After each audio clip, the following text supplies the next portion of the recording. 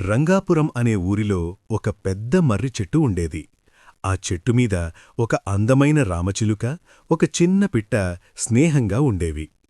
అవి రెండూ కలిసి రోజూ ఆహారం వెతుక్కుంటూ సంతోషంగా గడిపేవి.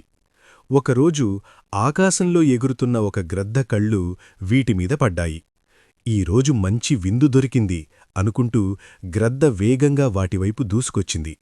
ఆపదను గమనించిన రామచిలుక భయపడలేదు. వెంటనే పిట్టను ఆకుల చాటున దాక్కోమని సైగెచేసింది. తరువాత రామచిలుక తన తెలివిని ఉపయోగించి మనుషుల గొంతుతో రండ్రోయ్, కర్రలు తేండ్రోయ్, ఆ గ్రద్దను కొట్టండి అని గట్టిగా అరవడం మొదలుపెట్టింది.